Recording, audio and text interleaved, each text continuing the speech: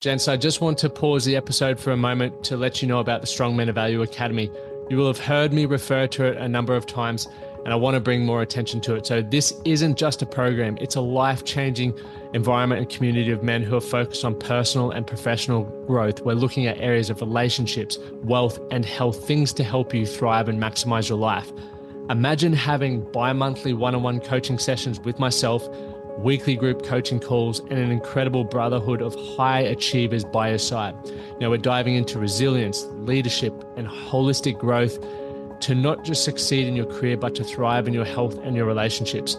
Your journey to greatness, it starts here. So join the movement and you can apply for the Strong Men of Value Academy. You can head to themanthatcanproject.com to find out more. Well, paralysis by analysis, or I'm never ready to start. It's never the right time. It's never going to be.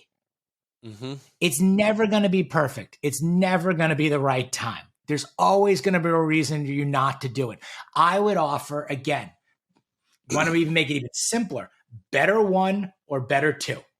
This week on the Man That Can Project podcast, Greg Scheinman joins me from the Midlife Mail. Now, I was on Greg's podcast a month or so ago and we hit it off really well, and I believe he has so much value to offer majority of our audience here around, midlife times in our life. And one of the most important things for me in my own journey is learning from those who are a couple of years ahead of me. And Greg is one of those men. He's, been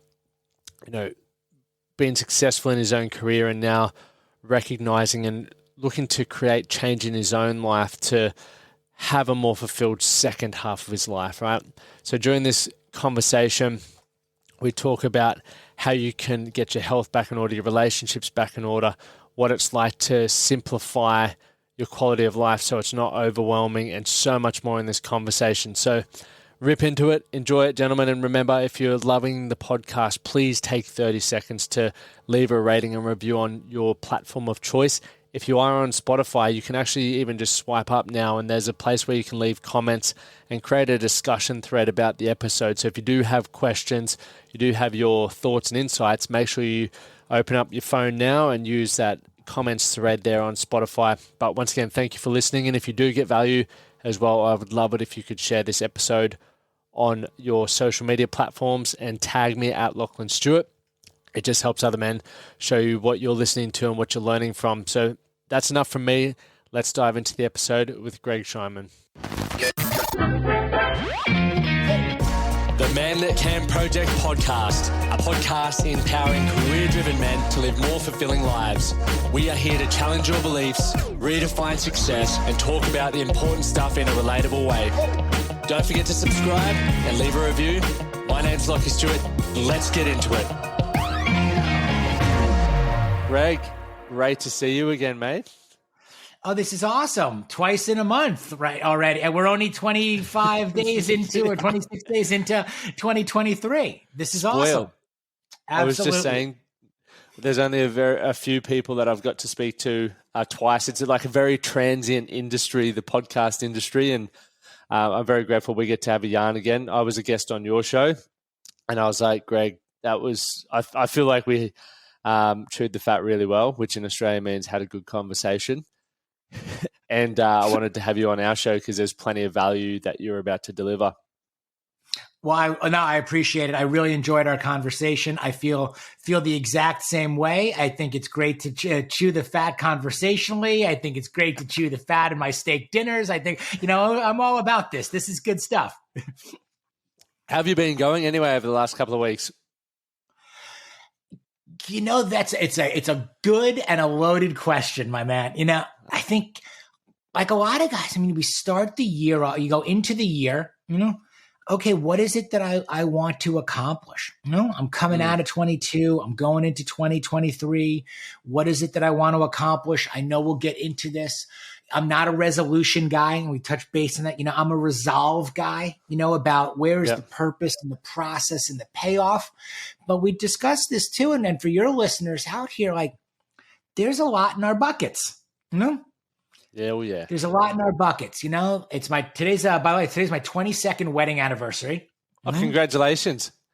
Thank you. So 22 years married, 25 together. So that's a deep bucket. If you want to, Greg, and if you told me that would happen, should you be doing this podcast right now, or are you going to be in the doghouse for that? No, I'll tell you what saves you from. Diamonds actually are a girl's best friend. You know, they do save you from the doghouse. So I'll tell you a quick story because this is where these rabbit holes come from. You ask a very simple, direct question, and I'm going to end up like in a whole other area. But you know that I work one-on-one with guys all across the country. You know, as a personal coach. In this personal transformation, evolution, really whatever age or stage you're at, you know, how do we want to get where we're going? You're very familiar with the concept and the work, you know, that you're doing. I was having a conversation with one of my clients, and he was discussing that he had upgraded his wife's wedding ring for their anniversary. And I couldn't get away from this. Okay. This, as mine was approaching, this notion that like, I need to be thinking or doing something special, you know, for Kate. I haven't really, you know, kind of practiced enough of what I've been preaching. Now I couldn't get this out of my head. So I made the move, you know, down to the jeweler, she didn't want to change anything about her ring, but ended up getting her a bracelet. And this morning she got the bracelet and she got the card, and she wasn't expecting anything. So she was pleasantly surprised. Yes. Because in health and wellness land, where the both of us kind of live also, she's like, well, all I got you was a water filtration system. You know, like, we're trying to upgrade the water that we drink in our house. So she's like, I spent $400 on a water filtration system that they're coming to install, you know, on Monday. So that was that's the difference between us at this stage. But man, that's what it takes a little bit. Like you just got to laugh at some of the absurdity of some of it. She's not materialistic either. I genuinely don't think I care about the water I drink as much as I should, you know, and it's like somehow this shit works out. And here we are, you know, 25 years later. So long way to answer your question, but the year's starting off very much like the year ended. You know, it's a focus and it's a commitment on my family first, the relationship with my wife, my kids, our kids, you know, 2 teenage boys, one in college, another one in high school. You know, the changes that we're going through in life. We have more time. What do we do with it? How do we, you know, evolve as people, as individuals and as a couple? Where are we going professionally? You know, what does sustainability and longevity look like? You know, that's where the last few weeks have really been. It's been kind of more of a deep dive into, you know, testing and retesting kind of areas of our life to see where we're feeling fulfilled, where we're feeling behind, what our goals are, that kind of stuff. I got to ask, Greg, has there been any point where you felt lost through, because I want to dive into the midlife male movement, but I'd also love to know, has there ever been a point over the last couple of years where you felt lost going through this transitional period? As you said, you've got a son in college now, so you're starting to get more time back. And I've observed a lot of parents who spend so much time raising kids, and along that process, they've forgotten about their own needs and their own relationship. When they get to the end and their kids leave the nest, they're sitting there going, this is scary. I don't know what to do with all this time. I don't know who I am or what I like doing or where my friends are anymore. So did you ever experience that, or had you maintained that through your life? It's such a great observation. Absolutely. No, I have not maintained. I don't think, you know, this is a really poignant area where you're absolutely right, where you can also feel like you're doing things correctly, you know, and you do have a map, and you do have an idea of where you're going, and all of these, and you can still very much feel lost and feel kind of, you know, empty in certain areas. And to your point, like when so many of your conversations in schedules and occurrences and things were through your children, you know, where is your identity? Where is yourself? And then as a couple, like we've even joked, like, well, do we have anything to talk about if we're not talking about our kids? You know, like, or how many years have we been kind of like two ships passing, you know, in the wind? Like you're taking this one and I'm taking this one, and then we'll meet up over here and all this. Versus again, like, who are we as individuals? Who are we as a couple, you know, in there? And yeah, it's a lot to digest. Then you've got, again, you know, mortality. Like, we're actually getting older, you know, like we're both in our 50s, you know, right now.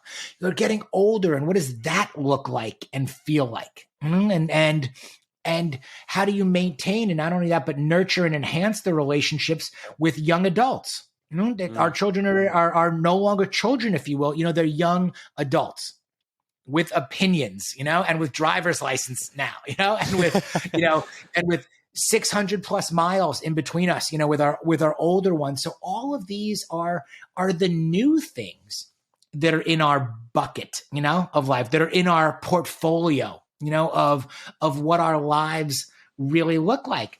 And you've got to make allocations and adaptations for all of that. So, you know, I think to your point, like lost, you know, terms like lost, you know, and rudderless, you know, or complacent, you know, and conforming are a lot of terms that like I use and I identify with. And I think, you know, one of the key points is how do you go? How do you navigate from feeling lost, empty, rudderless, maybe without purpose, or associating or living vicariously through your children or other things, to taking back some of the things that really matter most? You know, and getting back on track, you know, knowing really kind of what your destination is, but then more importantly, what are the action steps that you're taking each day, so that you're not just fixated on the outcome, but you're actually focused and enjoying the process and this new journey, if you will, new aspect, you know, of what your days in life look like. Well, it got me excited when before I asked the question, I just did. And you're saying we're doing this, we're focusing on this, where, you know, the process is coming out. I was like, man, because I remember you sharing when I was on your podcast, I'm 50, I was like, I grew up with this idea that when I got over probably even to 30, which is where I'm at now, and 40 and 50, life was done, because the people that I'd seen around me had let their health go. They didn't like their spouse or their partner. They didn't fuel their body well, so they were miserable. You know, when they would walk, they'd have this little shuffle, like they couldn't lift their feet because their body wouldn't work properly. So I'm thinking, as I'm getting closer to 30, I'm like, life's done. And here are yourself, Greg, in your 50s, thriving, health's on point, your relationship's better than ever, and you're still talking about crushing goals moving forward. That, for me, that excites me. Good. Seriously, good. I hope it excites you. I hope it excites everybody out there. And I will tell you from personal experience that my situation was the opposite in a way. You know, I was much worse, if you will. I was not in a good place in my 20s. I was not really in a good place, you know, in my 30s. Mm-hmm. My father was 47 when he passed away. Mm-hmm. My brother was incarcerated when he was in his 30s. Mm-hmm. My personal and professional life, while from the outside looking in, may have appeared a certain way. When you want to talk about lost, at that period of my life, I felt empty. I felt lost. I wasn't in the best shape of my life, mentally, physically, emotionally, spiritually, you know, even financially. You know, numbing pain and emptiness and all of these other things with retail therapy or substance, you know, so burning through it as quickly as you could make it. And the tipping point for me really is, you know, you're saying you're looking at 30 and I see these guys and I feel like, you know, life is over or my best days are behind me. You know, for me, it was very, very different. It was, once I almost did everything I possibly could to self-sabotage until I got to 47, you know? And 47 was the year my dad died. He was 47 years old. At 47, for me, I was like, now I'm in the bonus time. Okay, like somehow I survived. They did everything I possibly could to be irresponsible, you know, to be egotistical, to be narcissistic, to be selfish, you know, to almost like live fast, die young, leave a good looking corpse, you know, kind of thing. Like, yeah, throw it out. And now here I was, like, somehow got to 47. And I was like, okay, I guess my best days are in front of me.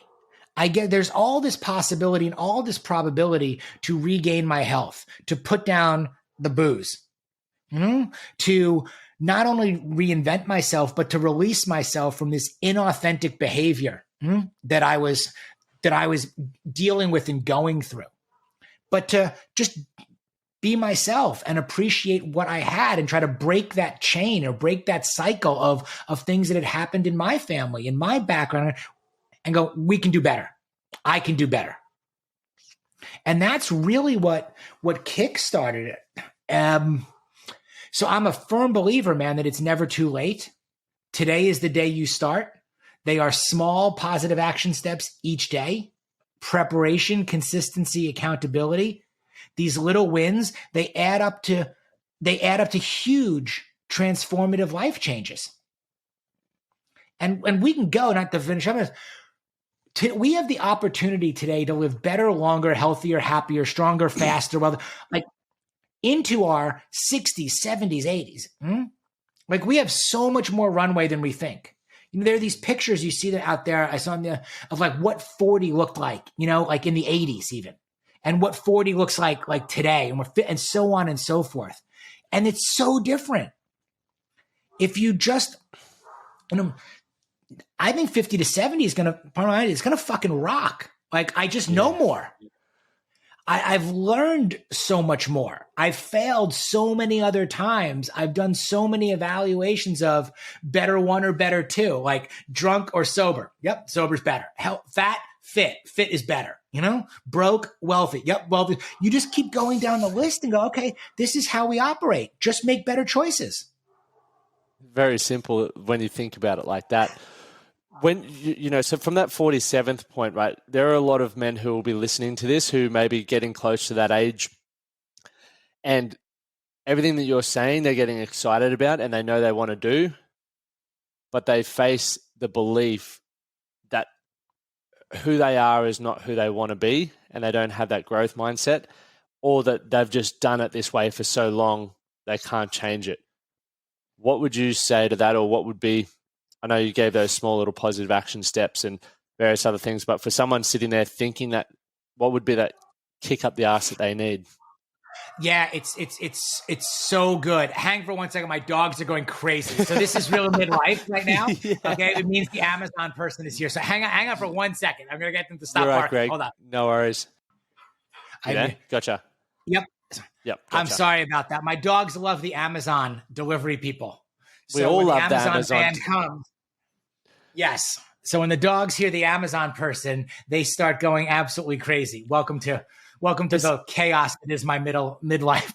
In the US, you literally can order Amazon one day and get it that afternoon, can't you? Or is that just rumors? No, that's not rumors. You can, and we unfortunately do it. That's so brilliant. It happens way too often. Yes, way too often. So you were asking me about advice for the guys who feel kind of complacent or redundant, in correct, there, right? Yes. This is so key. Because the number one thing I hear from clients also is, I know what to do. I'm just not doing it. Yes. Mm-hmm. And it comes down to, or they say, I'm not consistent. And I go, you are consistent. You're just consistently making poor choices. So what we're talking about is a reframing of behaviors and choices and decisions, and swapping, let's say, a negative behavior or a negative for something more positive. And I think where guys get lost in this too, you mentioned the term lost, is again, they fixate on the outcome. I want to get healthier. That's a very generic statement. Or I want to get wealthier, or I want to be a better husband, or I want to be a better father, or these big general statements or resolutions, since we're still talking in January, versus what's one thing I can do differently today? I'm not going to sit here and declare that I'm going to not drink in 2023 when I've been drinking for the last 30 years of my life. No. Can I swap? Okay. Can I go from 5 to 4 or to 3 or to 2? Can I take these things again, not just with substances, one day at a time? If I want to get healthier, lose weight, build more muscle, whatever it might be to transform, why don't I start with a walk? This is why people drop out of the gym within the first 30 days, of the month. They go from 0 to 100 and they blow the engine, or they try to go from 100 to 0 and they fry the brakes. What I would offer is one thing: little wins, the stacking of one little individual victory per day, in there. Can you swap one soda for water? Can you get up and go for a walk today? You all need to exercise 7 days a week. Build in rest, active recovery. Set yourself up for success rather than setting yourself up for failure. These habits, the consistent behaviors that you've been going through, those didn't build up overnight. But are you thinking that you're going to change 10, 20, 30 years of history and habitual, consistent behavior in a span of 10, 20, 30 days? We've got to be realistic. And I think there are a lot of promises, big promises or big claims that are made.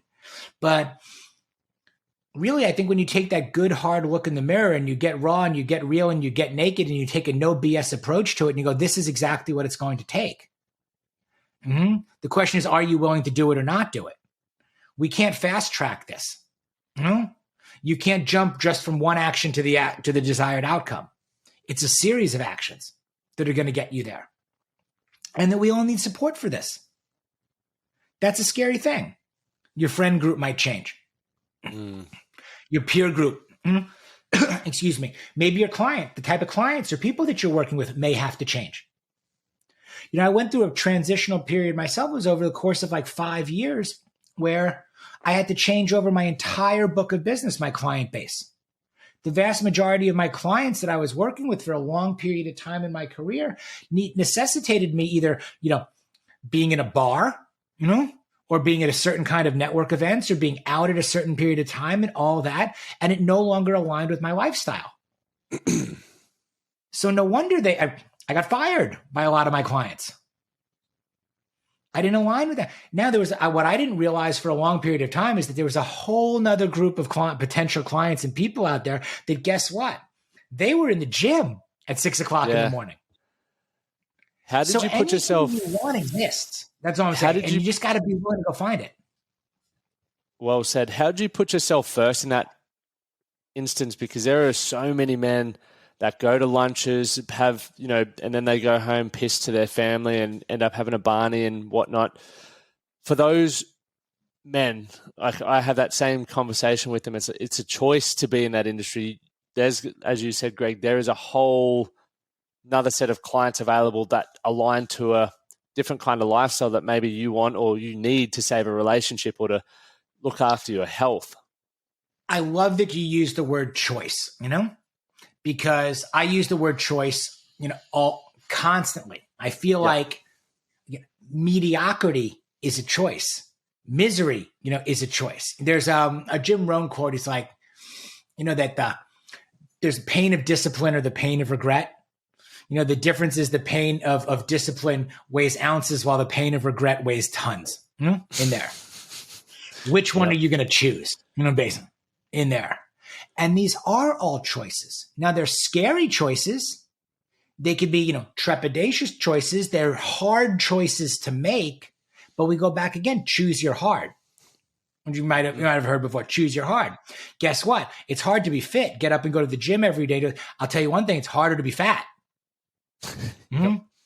It's hard to be wealthy and be successful and work towards a goal, the purpose, the process, the payoff. I'd offer it's very hard to be broke.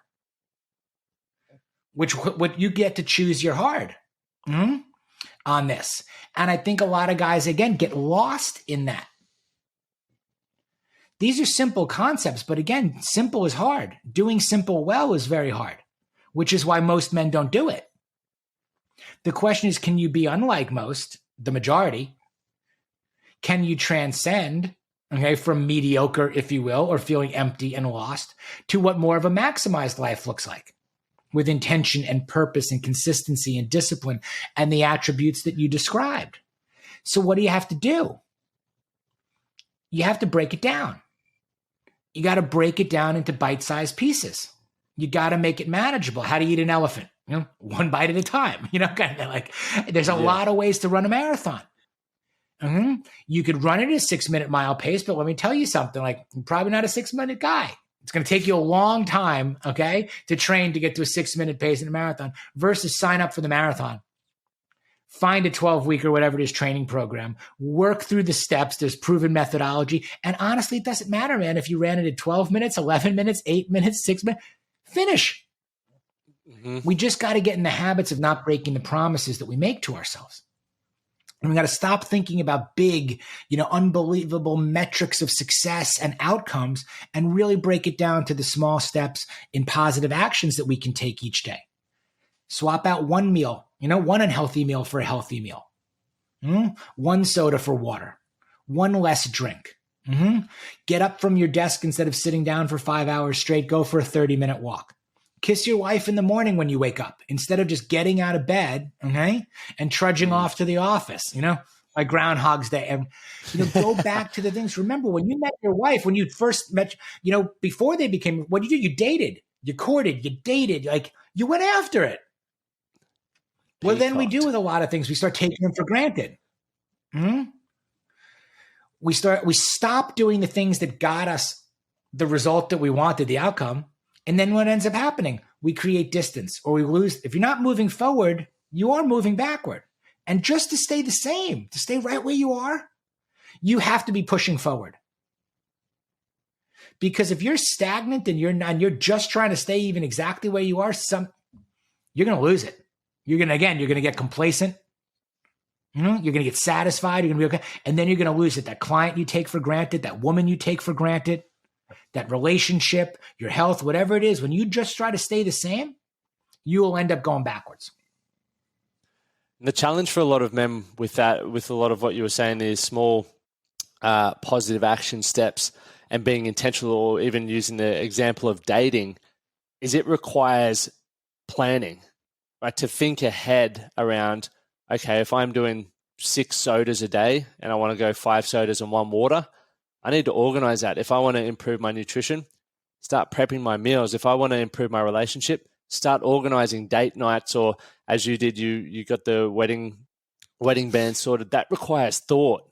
And so many of us, as you said, are on Groundhog Day, just doing the same thing over and over again. We need to stop and go, what is it that I want to improve? And what is that small action step that I need to take that is going to help me move toward that?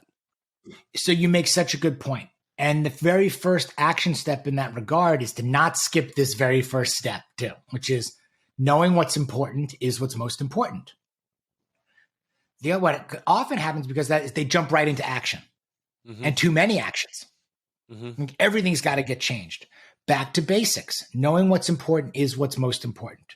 Identify what your priorities are in that order. If you say that family is your number one priority, I'd offer, show me your calendar. I'll show you your priorities. Yes. Rule number 2. Where is your family on your calendar? Okay. If you tell me that your health and your fitness is important to you, where is it on your calendar? Let's quantify these things. What they don't do is they don't stop. And I need this too. They don't stop to take the time. The first step is take the time to do the planning. Before you can plan, you even need to know what you're planning for. So what's important for me? That's step 1. Most of us don't build in any empty space to just stop and think. We just get right into doing. Yep. Okay. And then we end up falling into that over-indexing trap. We've gone from 0 to 100. Okay. We go from 100 to 0. We never actually stop to identify, schedule even in the time, to think about what it is that we really want to do, what it is that we don't want to do. More often than not, it's not about addition, it's about subtraction. We're doing too much. What are my priorities? And then how do I work them in to the amount of time that we all have, the same 24 hours a day? And you got to start getting good at math. Math is scary too, but math is quantifiable. Yeah. Basic math, not complicated math, but basic math. And it doesn't matter whether you use a computer. I use a pen and a paper. You know, I'm old school on this. Okay. You know, write it down and continue to write it down and repeat it. Every Sunday, I take 30 minutes and I rewrite my priorities and goals. Mm. So when I write them down every Sunday, if I stacked up all those pieces of paper, every Sunday rewriting my goals, they should look very close. They should look almost similar, almost exact. And each week, quite frankly, they get closer and closer to being exact. Now, if I start to see changes in my priorities or goals, now I've got to do a little reflection. What's happening here? But we have to remind ourselves, again, of where, if we don't want to get lost, you got to keep looking at the map, right? If you don't know where you're going, you're never going to get there. I've never driven this far before, gone in this direction. So I had to keep checking my map to make sure I'm still on the right road. Mm. Or do I need to pivot or make a detour or something's not working or stop to go to the bathroom or whatever these are like real life analogies. But knowing what's important is what's most important. If you don't know where you're going, you're never going to get there. Mm-hmm. 3, aggregate, curate, and eliminate. Take everything that's out there, curate it down to the things that work for you the best, eliminate everything that doesn't. Now you got a pretty good idea of what's in your bucket. Now you can go to your calendar. Show me your calendar. I'll show you your priorities. Put it in there. I'm sure if I asked you, how many days a week do you train? At what time of day do you train? You could tell me exactly. Yep. There's a reason I'm on your calendar at noon, my time, whatever time it is your time. It's scheduled. It's quantifiable. I see it. I got an invite from you. We're not here by accident. We're here by design. And that's how it works. Sorry, now I just finished. The last one is number 5 is grace, gratitude, and latitude, which is don't be so hard on yourself. We beat the shit out of ourselves for mistakes and not sticking to it and everything else. Miss a day. Screw this up. Get off track. Get right back on. Get right back on. This is the marathon, not the sprint. This is about cumulative compounding interest over time. That's I think what the beauty is. That's what the magic of all this stuff looks like. At least my opinion, Well, Greg, you just broke that down to such a easy to implement. In theory, easy to implement process. If people do one thing that really stood out just then, give themselves time to think and plan. If you do the steps that Greg just said, and I'll write those in the show notes, you will have more success and more abundance in all of the areas. And I want to talk to you about your 6 F's in a moment, Greg, but in more areas of your life because you're scheduling time. You're thinking about what it is or why you want to do something and what it's going to bring to you. And it's twofold. It's such a great point. One is the why, and there's a lot of focus and fixation on why. We could spend a little time here, and we'll get into the 6 F's too, so I won't take up too much of it. There's a lot of fixation and focus on the why. Again, I would offer fixate and focus on the how. Most of us men also, we know why. We know why we want to be better husbands. We know why we want to be in better shape. We know why we want to have more money. We know the why. And we'll sit around and a lot of us will talk about that. And we feel like that's a good use of time. Hey, we're all sitting around here, talking about why we want to get better. We're all supportive of one another, getting better and everything else. I'd offer, fuck that. Let's talk about how. I get the why. I don't want to waste a minute on the why. You came in here with the why. If you didn't have the why, you wouldn't be here. The time I want to spend is not patting ourselves in the back and thanking ourselves for being here and talking about our why, and how wonderful and vulnerable and everything else we are. Let's get to the how. Because the how, when I know how, that's going to cure up a lot of the tears. That's going to start filling up my bank account. That's going to start shrinking the size of my waist and increasing the size of my biceps. Like, that's interesting. That's going to get my wife to be attracted to me again.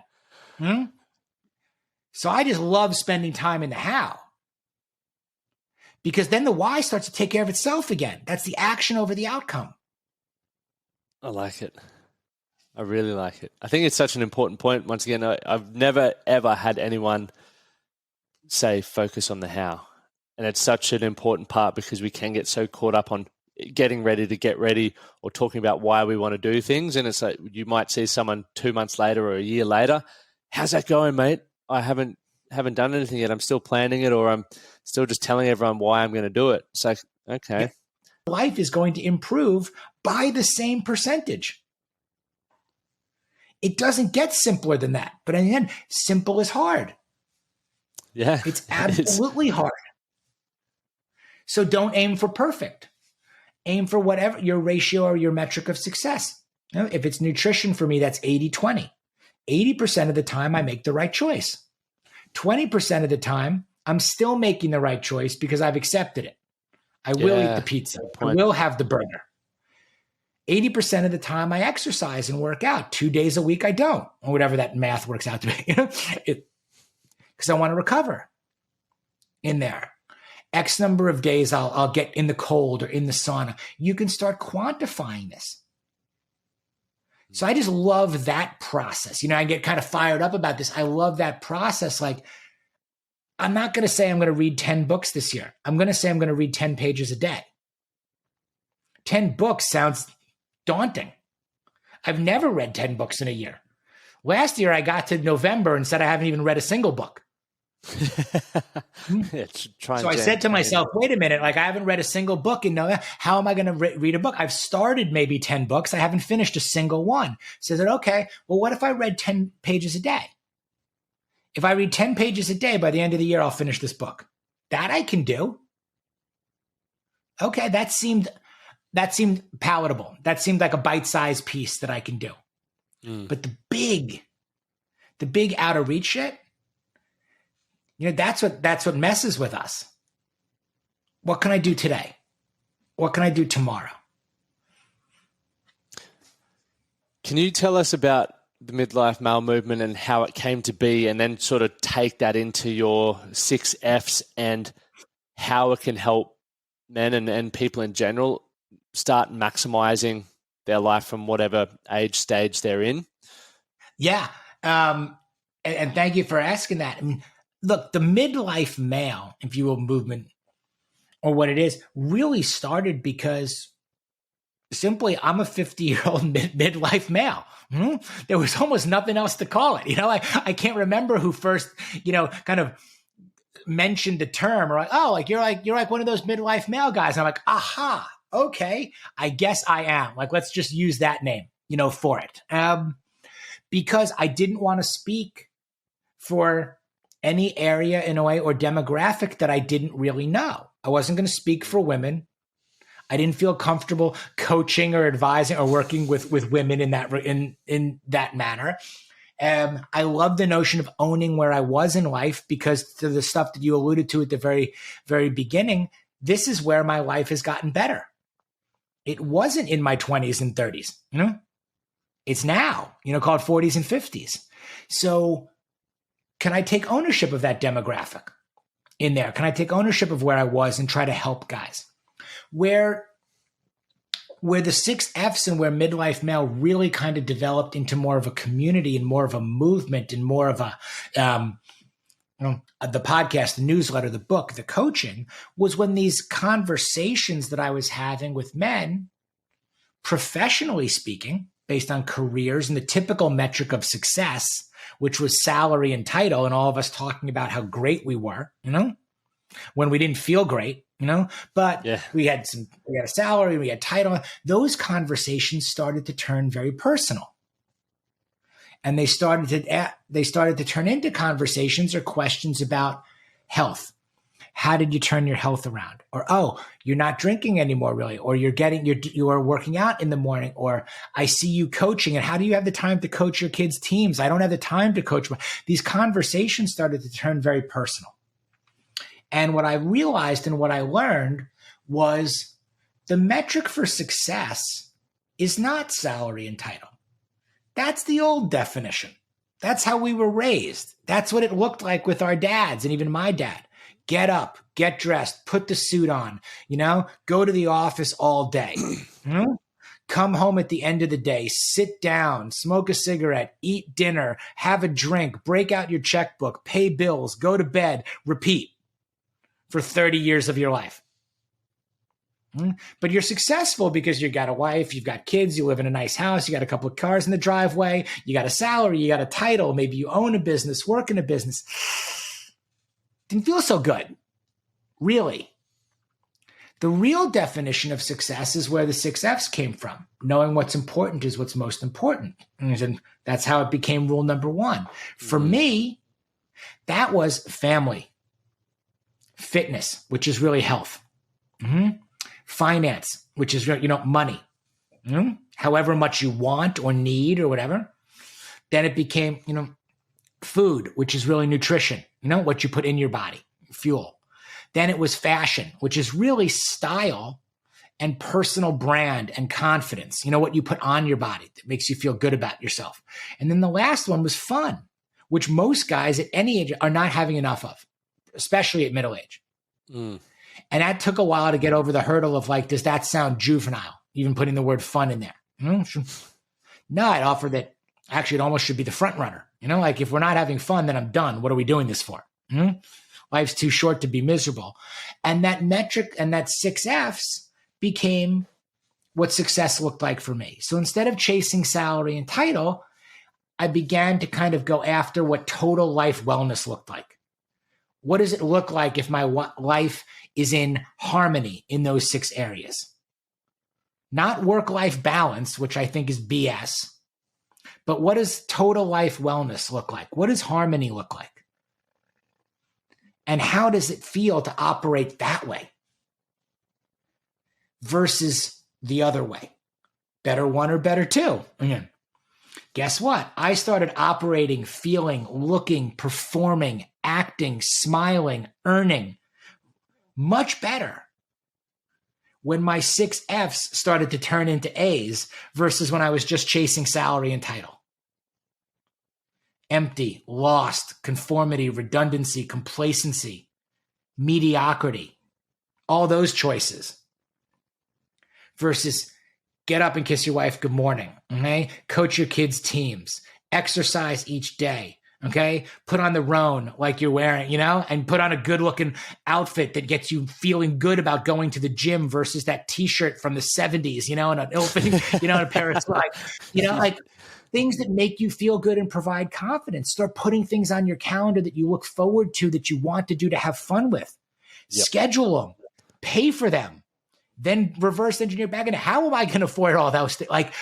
There's your plan. There's your operating system. So that's how it all really came to be. Your wife's a musician. Yes. Billy Mann came on my podcast. He works with Pink and John Legend and all. Amazing songwriter, producer, amazing guy. Billy's thing was chase the hit life, not the hit song. And I was like, holy shit. Love that. Holy shit, that's it. Chase the hit life, not the hit song. And that became the exact shift from salary and title, hit song, to 6 F's, hit life. That was it. That was the breakthrough moment. That is on point with that last phrase, chase the hit life, not the hit song. We use an 8 areas approach, but your 6 F's, 2 of them stood out for me that I've never really focused on that I'd love to dive into a little bit more. The fashion and fun. Fashion, you mentioned, obviously look good. It helps with confidence. Has that always been something that you've focused on, is dressing well and looking well, or has it just been later on in your life? It's a great question. I've always been insecure. I've always struggled with confidence. I've always, wrestled with how I look. Yep. Mm-hmm. And the impression of appearance, and I think maybe you find this with a lot of guys that, hey, if you are working out all the time and you do care about the way you look in a lot of ways, you're probably carrying some baggage, somewhere around. You know? Maybe you've swapped one addiction for another. Maybe you're Yes. wrestling with anxiety or I'll only speak for myself. Like I struggle with all of those things. So it mattered to me. But I've also learned that it's also all connected. When I got in better shape, I started to care more about how clothes fit. When I got sober, wasn't drinking as much. My skin started to look better. When I lost all my hair, I said, I don't really mind being bald. I really mind being fat and bald. Okay, what can I control in there? So I started to get it. And how do certain things make me feel? Like I use a slide in some of the speaking, that I do. And here's a picture of me in the suit and tie corporate, headshot thing that I do for my old firm, and then here's me with like the beard and the beanie and the black t-shirt, and the ripped jeans. And the notion is neither one is necessarily better than the other. Which one makes you feel more like you? Which one makes you feel more confident? Which one do you really take ownership with? And I would say, again, better one or better two. The man in the suit and tie left, feels empty, not like himself, and choked out by this whole thing and imposter syndrome and inauthenticity. And the man in the right, better two, is me really being me. And you can be successful either way. It's a question of how you feel. I like a good fitting pair of black AG jeans with the rips in them. I do like them with the black biker boots. I do like a good fitting t-shirt, and let me tell you something, that outfit cost exactly the same as the suit and tie, probably more, to be honest with you. So it's also not just how much you spend on it, but you get into, it's not financial, it's fit and it's feel and it's authenticity, so that became, more and more important to me.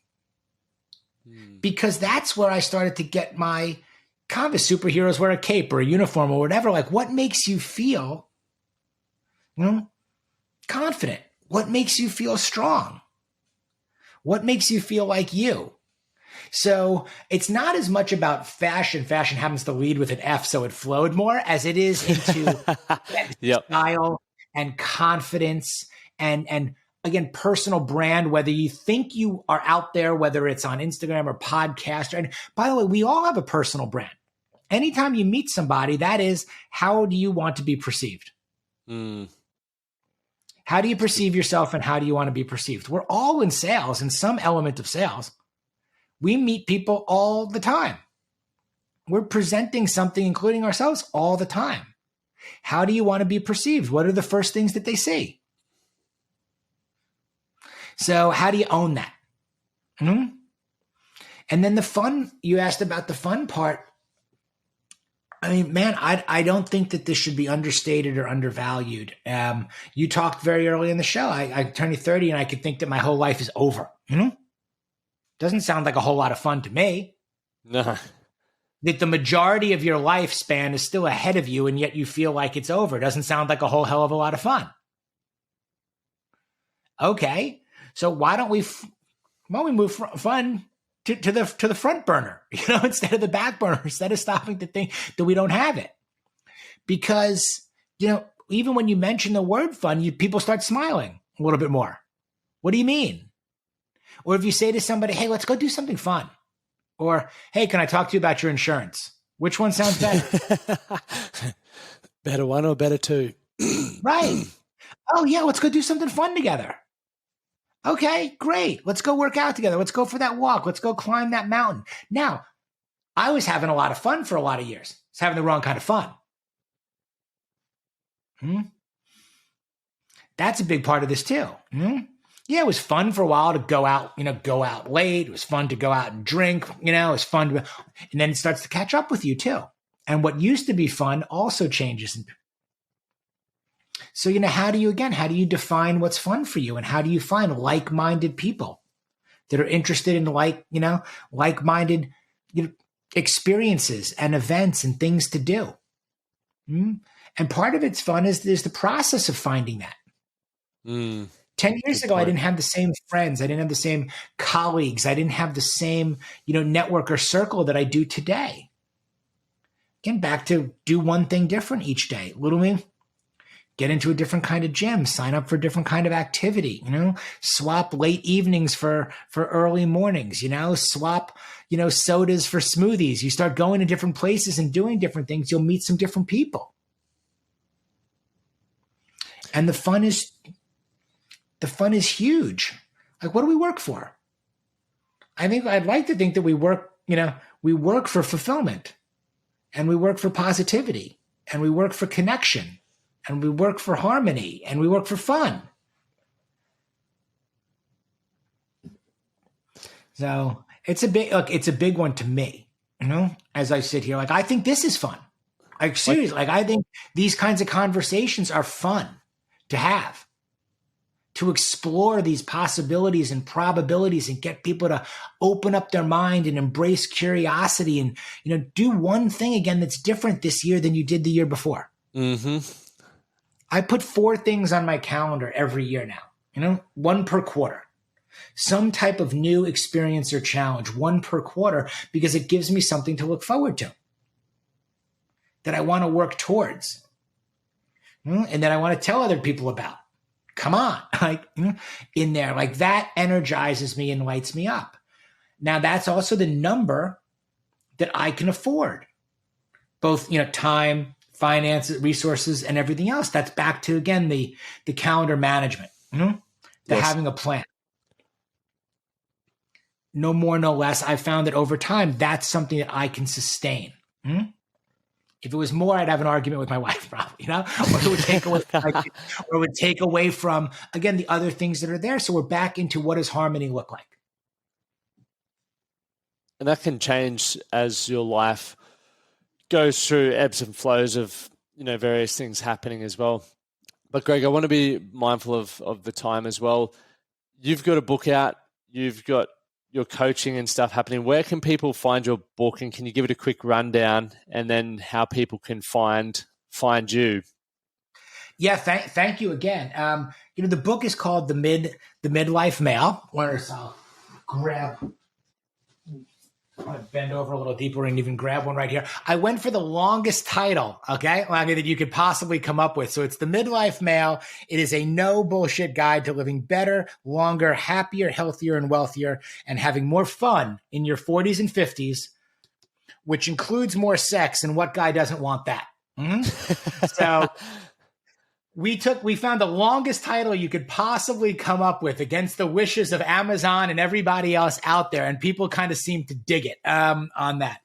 And it really is, it's a book for, frankly, people even like me who don't want to read books even cover to cover, or who stress out about that. I wanted to write something that anybody could pick up at any page, at any time, or stay and get something hopefully of value. So it's broken up into the 6 F's. So there are chapters, and sections on each of the 6 F's: family, fitness, finance, food, fashion, and fun. And these are stories from guys that have come on the podcast, along with my kind of input into kind of what I gleaned from that, like the Billy Mann story that I was telling you, Hit Life and Hit Song, in there. And you can flip to it. So if you want nutrition tips, or if you want, health tips, if you want fashion and style tips, if you want, embarrassing stories of me in my 20s and 30s, and what that might be able to help you get through, that's all that's in the book. And Amazon is the best place to go get it. For the book, you could always go to midlifemale.com, and everything is at midlifemale.com. I have a free ebook, a free no BS guide to maximizing middle age. You could download the free ebook. You could subscribe to the podcast, weekly newsletter. I'm not hard to find. So if you're at midlifemale.com or at Greg Scheinman on Instagram or LinkedIn, you will find me. And I just try to get back to everybody that reaches out, because again, this is fun for me. It is awesome fun. And it's funny, when I was on your website, this morning, and the ebook that was there, I was like, I swear the title's longer than that, because I pulled the ebook up and then I went scrolling a bit more, and I was like, it's on Amazon, and it's the longest title I've ever read, but it's so good. Exactly. They're like longer title, smaller picture of you. That's what they wanted both. They're like, hey, shorter title and less you. I was like, okay, we'll see what we can do. We do things differently around here. Right. We'll go big picture, okay, of strange looking bald guy and longest title possible. And maybe that'll work. It's so good. Well, Greg, it's been a pleasure. We could talk for ages, hence why we're doing a second podcast together, which has been incredible. But I appreciate your time. I've taken away so much. I've got about 15 key points here that I know are going to make some great little snippets as well around nurturing relationships, small positive action steps, reframing behaviors, and even that last little bit there, chasing the hit life, not the hit song, have been some great points that you've shared. And I know a lot of men and people all around the world are going to get a ton of value from this. Definitely check out your book and your website for everyone listening. And if you got value from the episode, please share it. Hit like, subscribe, all that jazz. Leave a rating and review because it helps me get guests like Greg on the show, people who deliver incredible value and actually give you actionable steps, which is always a beautiful thing if you love doing things logically. Greg, thank you so much for your time. Thank you so much for having me. You're doing the work. I love what you're up to. Anything I can do to help support you and the men that can, which I think is just such a great project, such a great purpose. So keep it all up, man. That's what motivates me. So thank you. Thank you very much. Thank you for listening to the Man That Can Project podcast. My name is Lachlan Stuart, and I hope you enjoyed this episode and found it helpful. If you did, please take a moment to rate and review the Man That Can Project on your favorite podcast platform. And don't forget to subscribe to stay up to date with our newest episodes. We'll see you again next time. Thank you for listening to the Man That Can Project podcast. My name is Lachlan Stuart, and I hope you enjoyed this episode and found it helpful. If you did, please take a moment to rate and review the Man That Can Project on your favorite podcast platform. And don't forget to subscribe to stay up to date with our newest episodes. We'll see you again next time.